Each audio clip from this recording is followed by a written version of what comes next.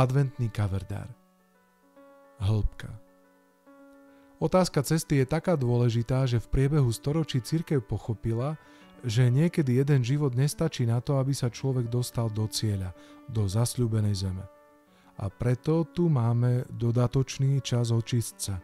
Je to ako nadstavený čas životného zápasu, ktorý nám bol poskytnutý, aby sme sa mohli vrátiť domov. Ďalšia možnosť skorovať napriek smrti.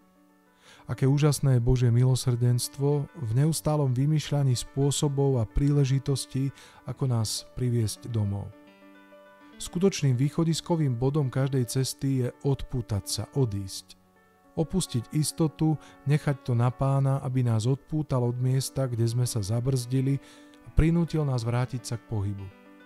To, čo od nás Pán žiada navonok, si zároveň vyžaduje aj vnútorný ekvivalent. Ak cesta, ktorú prejdeme fyzicky, nemá vnútornú odozvu, nie sme schopní napredovať a udržať sa na ceste. Niekedy je cestou choroba, ktorú zažívame. Ako by od nás Boh žiadal, aby sme opustili suchú zem svojho zdravia a vydali sa na neistú zem našej choroby. Ak táto choroba v nás nevytvorí hĺbku, nezvládneme ju. A namiesto toho, aby bola príležitosťou vrátiť sa domov či napredovať na ceste svetosti, stáva sa príležitosťou strátiť seba samých. Všetko, čo sa nám deje navonok, je príležitosťou nasmerovať nás samých k hĺbke a skutočnému poznaniu vecí nášho bytia.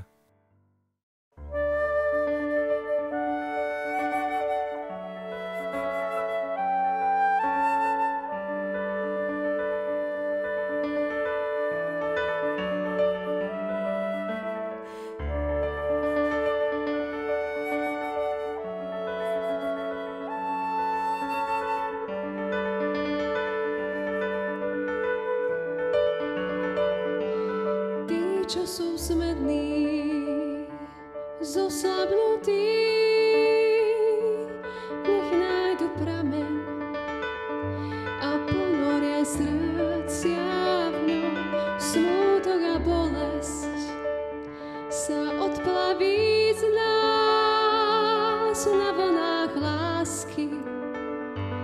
Voláme z hĺbky zas, tí, čo sú smední, zoslabnutí.